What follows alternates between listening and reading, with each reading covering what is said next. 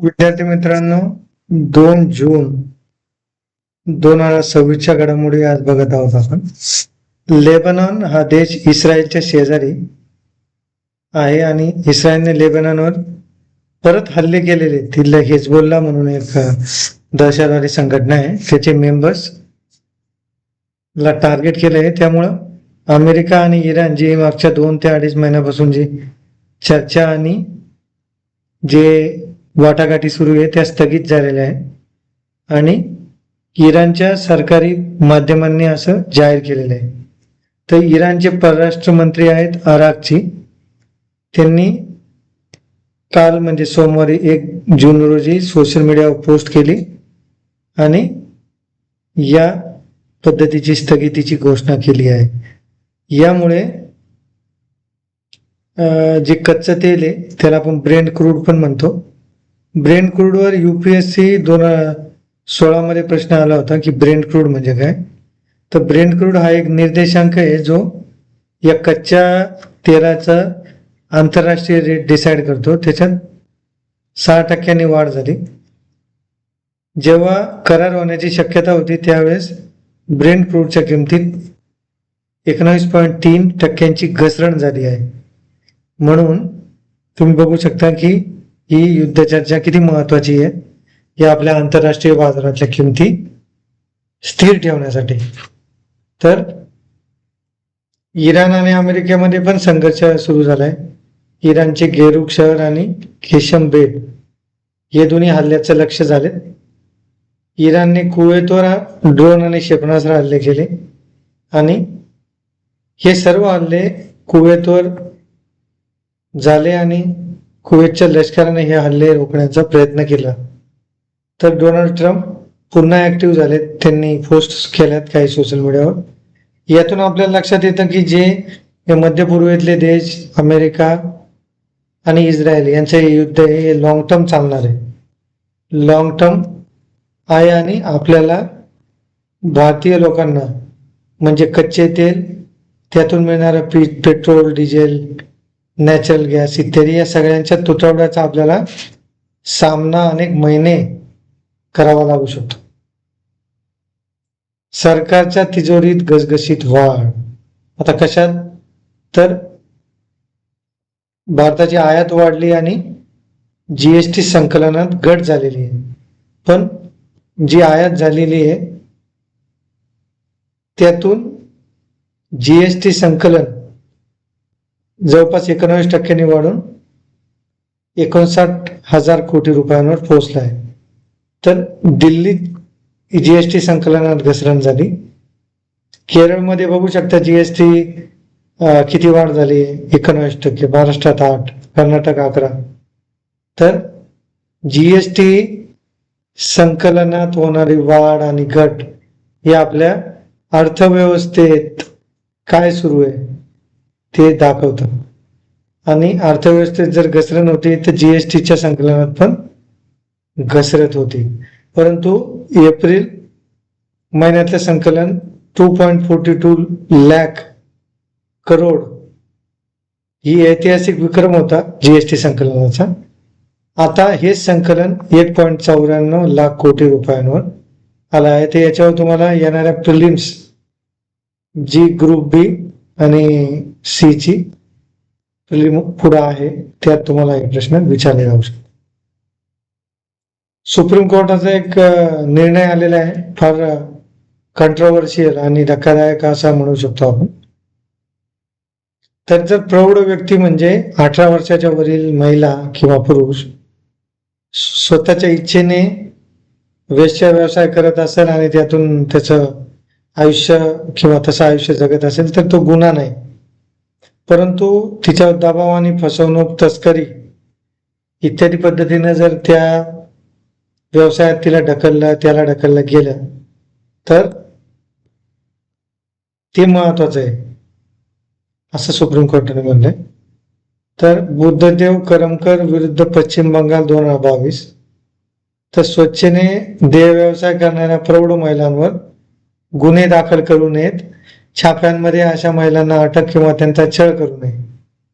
देह व्यवसाय करणाऱ्या महिलेवर बलात्कार मारहाण किंवा अन्य तक्रारी इतर नागरिकांप्रमाणेच गांभीर्याने घ्याव्यात, हे पोलिसांना निर्देश दिलेले.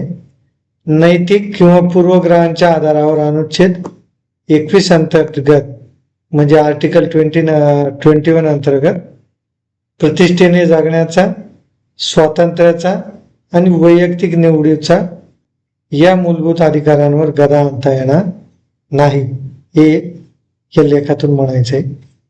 तर 2004 मध्ये प्रज्वला या स्वयंसेवी संस्थेने ही जनहित याचिका महिलांची आणि बालकांची तस्करी रोखण्यासाठी दाखल केली होती. त्यात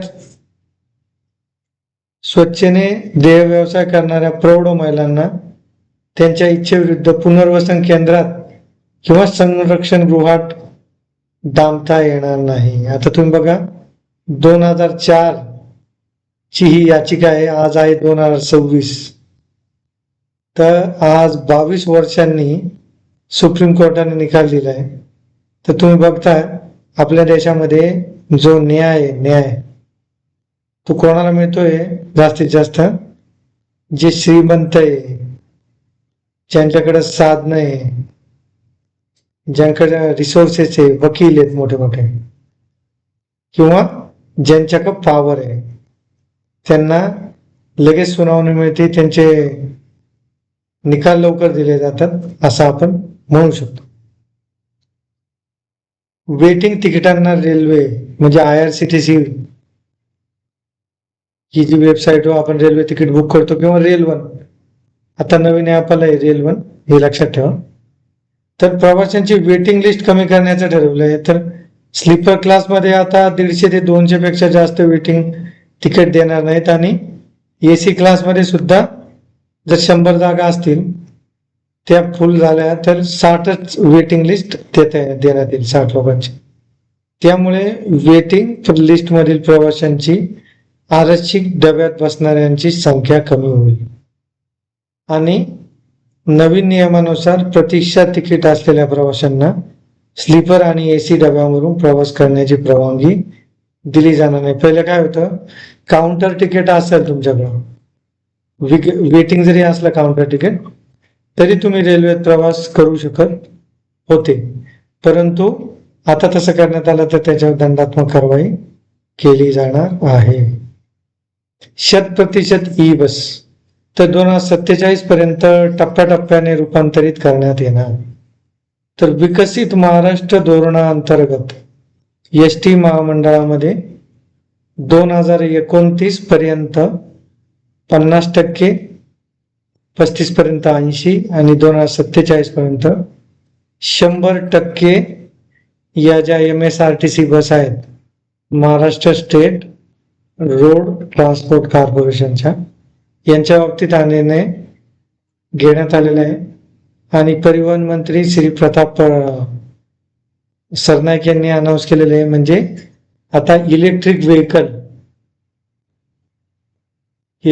व्हेकल कडे आपण वळतोय, एवढं लक्षात ठेवा, इलेक्ट्रिक व्हेकल कडे. तर पर्यावरणपूरक ई बस ज्या मार्गावर चालवायच्या आहेत त्या मार्गाचा AI तंत्रज्ञानाने अभ्यास करावा, आणि पुरवठादार बस होताच त्या बसचे पुढील 7 दिवसात निरीक्षण करण्याचे आदेश. या धोरणानुसार 1500 ई बसना बसच्या किमतीच्या 10% किंवा कमाल 20 लाख रुपये अनुदान देण्याची तरतूद करण्यात आलेली आहे. आणि सध्या GCC मॉडेलवर महामंडळ 5150 ई बसचा महत्वाकांक्षी प्रकल्प सुद्धा राबवत आहे. याच्यामुळे डिझेलची बचत आणि डिझेलचे जे पेट्रोलचे भाव वाढले ते महागाई नियंत्रण करण्यात मदत होणार आहे या ई बसमुळे. आणि यात बाळासाहेब ठाकरे स्वच्छ सुंदर बसस्थानक अभियान अंतर्गत ब क या बसस्थानक प्रतिनिधी सन्मान करण्यात आलेला आहे. व्यावसायिक सिलेंडरचे दर 5 महिन्यात दुप्पट, ₹42 वाढ. तर तुम्ही बघू शकता 1 जानेवारी ते आज 1 जून त्यावेळेस ₹1611 कमर्शियल सिलेंडर होता. आत्ता तुम्ही बघताय 16×2=32, तर ऑलमोस्ट डबल 5 महिन्यात दुप्पट झालेली. तर सध्या हॉटेल आणि इतर व्यवसाय तर त्यांच्यावर किती मोठं संकट आलेले आहे. पेट्रोल, डिझेल आणि विमानाच्या एटीएफ म्हणतो, एअरलाईन टर्बाईन फ्युएल म्हणतात त्याला, ते विमानांमध्ये वापरलं जातं. तर त्याच्या निर्यातीवरील शुल्क केंद्र सरकारने घटवले आहे आणि अनुक्रमाने पेट्रोलवर ₹1.5 घटवलं, डिझेलवर ₹13.5 प्रति लिटर इतकं निर्यात शुल्क निश्चित करण्यात आलं आहे. हवाई वाहतुकीचं हे जे एटीएफ इंधन आहे त्याचं निर्यात शुल्क ₹9.5 प्रति लिटर इतकं करण्यात आलं आहे. इराण युद्धाला सुरुवात झाल्यानंतर इंधनाचे दर वेगाने वाढले. LPGचे दर ₹11 वाढले, हे लक्षात घ्या.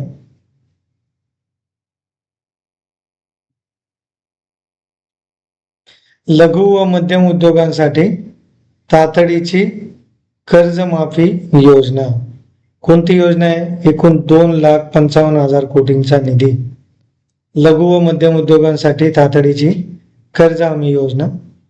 पश्चिम आशियातील युद्धजन्य परिस्थितीमुळे उद्भवलेल्या आर्थिक संकटावर मात करण्यासाठी केंद्र सरकारने लघु व मध्यम उद्योगांना एकूण 2,55,000 कोटी रुपयांची जादा कर्ज देण्यासाठी तातडीची कर्ज योजना सुरू केली आहे. हा GS पेपर 3 आणि प्रिलिम्स, कोणती प्रिलिम्स एक्झामला तुम्हाला विचारू शकता. आतापर्यंत या योजनेमध्ये लघु उद्योगांसाठी 100% आणि इतर आणि विमान कंपन्यांसाठी 90% कर्ज आम्ही दिली जाईल. आता हे जे युद्धाचं जे सध्याचं युद्धाचे परिणाम आहेत ते या वेगवेगळ्या बिझनेसेसवर होऊ नये म्हणून सरकारने काय केलंय, आर्थिक विकास टिकवण्यासाठी ही कर्ज हमी म्हणजे काय, सरकार काय देते, गॅरंटी देते. सरकार गॅरंटी देते की आम्हाला या पद्धतीनं कर्जाची हमी, बँकांची कर्जाची हमी या उद्योगांकरता सरकार देते, लक्षात घ्या. एकल महिला धोरणासाठी 6 उपसमित्या. तर ही बातमी आपण आधी कव्हर केली. राज्य शासनाने प्रस्तावित केलेल्या या धोरणासही पहिली मसुदा समितीची बैठक झाली. एकल महिला म्हणजे अशा माता ज्यांना मुलं आहेत, अशा माता भगिनी, परंतु त्यांना घटस्फोटित आहेत. त्या एकल म्हणजे घटस्फोटित किंवा दुरावलेल्या आपल्या पतीपासून, किंवा ज्याच्या प्रतीची म्हणजे विधवा, या सर्व प्रकारच्या महिला ज्या मुलांच्या आई आहेत, मुलींच्या, परंतु त्या त्यांच्या कुटुंबासोबत राहत नाही सासरच्या, किंवा त्यांना दुरावण्यात आलेले आहे वेगवेगळ्या पद्धतीनं, त्यांना यात समाविष्ट होते. या त्यांच्याकरता रोजगार, कर्ज योजना, मालमत्तेत हक्काकरता सुलभ कार्यपद्धती विकसित करणे, त्यांना पोटगई आणि न्यायालयीन दिरंगाईचा फटका बसू नये यासाठी प्रयत्न, आंतरविभागीय योजना, ग्रामविकास, नगरविकास, कृषी आदी विभागामार्फत त्यांना योजना लागू करून देणे, समाज कल्याण व आदिवासी विकास योजनांचा त्यांना फायदा देणे, त्यांना विशेष तरतुदी आणि प्राधान्य लाभांचा विचार करणे, तसेच शिक्षण व नोकरीमध्ये त्यांना आरक्षण देणे, हे लक्षात घ्या. तर हे धोरण तयार करण्यासाठी या नंबरवर तुम्ही तुमचे अभिप्राय किंवा सूचना पाठवू शकता. तर GS पेपर 2 मध्ये जे वंचित घटक किंवा आर्थिकदृष्ट्या मागासलेले घटक आपल्याकडे कोणते असे, महिला, schedule caste, schedule tribe, OBC, लहान मुले इन्फंट म्हणतो आपण त्यांना, असे हे 4 ते 5 आहेत. आणि दिव्यांग यांना सगळ्यांना या सगळ्या घटकांमध्ये या एकल महिला सुद्धा, महिलांमध्ये एकल महिलांची वेगळी कॅटेगरी सरकार बनवण्याचं निश्चित करत आहे, हे लक्षात घ्या. पुढची बातमीकडे आपण जाऊया. व्यापार करार अंतिम टप्प्यात. तर भारत आणि अमेरिकेची किरकोळ मुद्द्यांवर चर्चा शिल्लक. जो फ्री ट्रेड ॲग्रीमेंट भारत आणि अमेरिकेत प्रस्तावित आहे त्याबद्दल द्विपक्षीय व्यापार कराराच्या पहिल्या टप्प्यातील बहुतेक मुद्द्यांना अंतिम स्वरूप देण्यात आले आहे. या कराराला अंतिम स्वरूप देण्याच्या दृष्टीने वाटाघाटी करण्यासाठी अमेरिकेचे शिष्टमंडळ 1 जून रोजी भारतात आले. 2 ते 4 जून दरम्यान ती बैठका पाळणार आहेत. आणि आयात शुल्काच्या मुद्द्यावर सर्वोच्च न्यायालयाच्या निकालानंतर अमेरिकन सर्वोच्च न्यायालयानं डोनाल्ड ट्रम्प यांनी जे आयात शुल्क लावले होते, टॅरिफ्स, ते रद्द केले. त्याच्यामुळं काही चेंजेस या फ्री ट्रेड ॲग्रीमेंटमध्ये प्रस्तावित आहे. आता भारत आणि ब्रिटनमध्ये पण हे फ्री ट्रेड ॲग्रीमेंट USA आणि इवन ब्रिटन सोबत पण आपलं निगोशिएशन म्हणजे आपली चर्चा चालू आहे. तर त्याच्यामध्ये स्टीलवर ज्या सबसिडी दिल्या जातात आपल्या दोन्ही देशांमध्ये, त्याच्यावर पण सुद्धा चर्चा सुरू आहे, हे लक्षात ठेवा. वित्तीय तुटीचे 4.4% लक्ष्य साध्य. केंद्र सरकारने आर्थिक वर्ष 2025-26 साठीचे वित्तीय तुटीचे 4.4% लक्ष्य यशस्वीपणे साध्य केले. तर ही एक महत्वाची फॅक्ट तुम्ही प्रिलिम करता नोट डाऊन करा. लक्षात ठेवा की फायनान्शियल इयर 2025-26 मध्ये वित्तीय तूट म्हणजे फायनान्शियल डेफिसिट म्हणतो आपण त्याला, फिस्कल डेफिसिट, 4.4% लक्ष्य जे आपण इकॉनॉमिक सर्व्हे मध्ये जाहीर केलं ते महत्वाचं ठरलं. सरकारने 2025-26 मध्ये आर्थिक वर्षात 33 लाख कोटी रुपयांचा महसूल गोळा केला. त्यामध्ये कर महसूल आणि इतर महसूलचे समाविष्ट आहे, हे लक्षात घ्या. तर चालू 2026-27च्या पहिल्याच आर्थिक महिन्यात एप्रिलमध्ये वित्तीय तूट 3,62,000 कोटी रुपयांवर पोहोचली, हे लक्षात ठेवा. जीएसटी संकलन घसरून 1.94 कोटी रुपयांवर आले. हे मागच्या बातमीत आपण कव्हर केलं, परंतु आपण हे बघू शकतो की आयातीवरील जीएसटी मध्ये जवळपास 22% वाढ नोंदली गेली. परंतु रुपया जो घसरतोय त्यामुळं आपली आयात स्वस्त होते आणि निर्यात महाग होते, एवढं लक्षात ठेवा. भीमाशंकर हे देवस्थानाचे दर्शनासाठी ऑनलाईन नोंदणी आवश्यक आहे. तर 15 जून पासून मंदिर मागच्या काही महिन्यांपासून बंद होतं, आता पुन्हा खुलं करण्यात येते. तर ऑनलाईन नोंदणी शुक्रवार 5 जून पासून सुरू आहे. हे वेबसाईटवर करू शकता. सकाळी 7 ते 11 या वेळेत दर्शन व्यवस्था होणार आणि रोज 1000 भाविकांना दर्शनाची संधी मिळणार आहे. तर एक ओळखपत्र बंधनकारक आहे. आणि 2027 मध्ये नाशिकमध्ये जो सिंहस्थ कुंभमेळा होतो त्याच्या पार्श्वभूमीवर या होणाऱ्या विकास कामांना गती आलेली आहे. मनरेगाच्या माध्यमातून फळबाग विस्तार.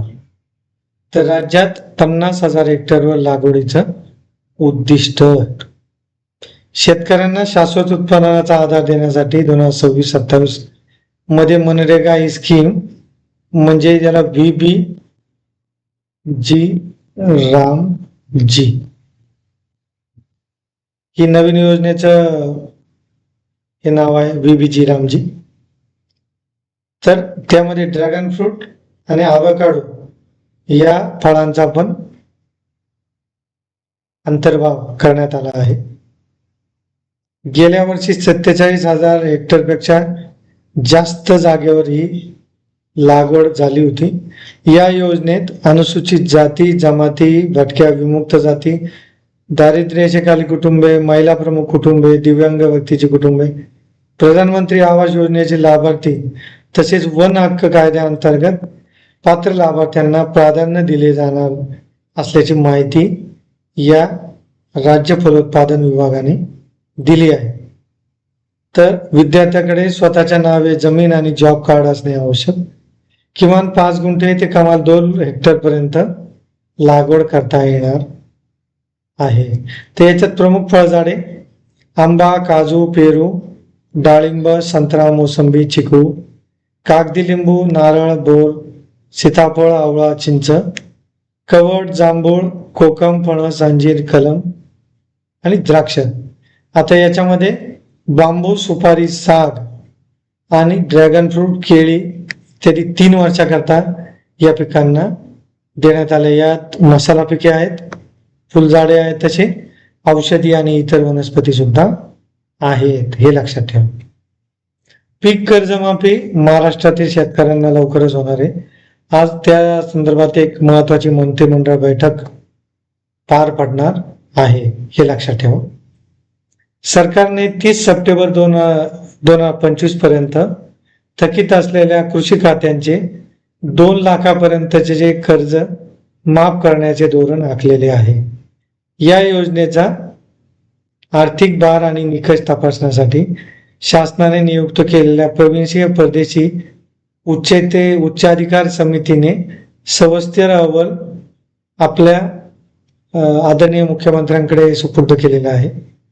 तर लवकरच ही कर्जमाफी होईल आणि रिझर्व्ह बँकेच्या नियमानुसार जोपर्यंत जुने थकीत कर्ज पूर्णपणे फिटत नाही किंवा कायदेशीररित्या त्याचे पुनर्गठन केले जात नाही तोपर्यंत बँकांना संबंधित शेतकरी खात्याला नवीन पीक कर्ज देता येत नाही. त्यामुळे जर ही कर्जमाफी एप्रिल-मे दरम्यान प्रत्यक्ष लागू झाली असती तर बँकांनी ताळेबंद सुधारून खरीपासाठी नवीन कर्जमाफक केले असते. परंतु या कर्जमाफीचा चालू हंगाम म्हणजे खरीप हंगाम 2026 ला याचा फायदा होणार नाही. तर मंत्रिमंडळाची मंजुरीनंतरही शासनाकडे यासाठी तातडीने थेट निधी उपलब्ध नाही. त्यामुळे हा निधी प्रत्यक्ष बँकांकडे वर्ग होण्यास आणि शेतकऱ्यांची कर्ज खाती कोरी होण्यास किमान 2 ते 2.5 महिन्यांचा अवधी लागणार आहे. त्यामुळे जुलै अखेर किंवा ऑगस्ट पर्यंत खरीपाचा पेरणीचा हंगाम पूर्णपणे संपलेला असेल. त्यामुळे या कर्जमाफी धोरणाचा चालू खरीप पेरण्यांना कोणताही प्रत्यक्ष लाभ होणार नसल्याचे चित्र बँकिंग क्षेत्रातून स्पष्ट होत आहे. भारतीयांची इंधन खरेदीची क्षमता 8 लिटर फक्त. तर दैनंदिन उत्पादन आणि इंधन खरेदी म्हणजे फक्त 8 लिटर जास्तीत जास्त आपले भारतीय करतात. तर जगात ज्या पहिल्या 10 अर्थव्यवस्था आहेत त्यांच्यामध्ये आपल्या भारतीय लोकांची ही जी क्षमता आहे 8 लिटरची ही सर्वात कमी आहे. तर ग्लोबल पेट्रोल प्राइसेस.com ने काय केलं, अमेरिकेत 199 लिटर प्रति व्यक्ती प्रति दिवस वापरू शकतो एवढं ते लोकांचं पात्रता आहे. तर आपल्याकडे 8 लिटर प्रति व्यक्ती वापरू शकतो. तर पेट्रोल खरेदी क्षमतेत भारत 129व्या नंबरवर आहे आणि डिझेलमध्ये 118व्या नंबरवर. तर लिबियामध्ये तुम्ही बघा 889, अमेरिकात 199, ब्राझील 20 लिटर आणि भारत 8 लिटर काय आहे? ते 150 करोड प्लस आपले भारतीय लोकसंख्या आपली जास्त आहे, त्यामुळं आपलं प्रति माणशी जे कन्झम्पशन आहे ते कमी आहे आणि खरेदी करण्याची पात्रता सुद्धा कमी आहे.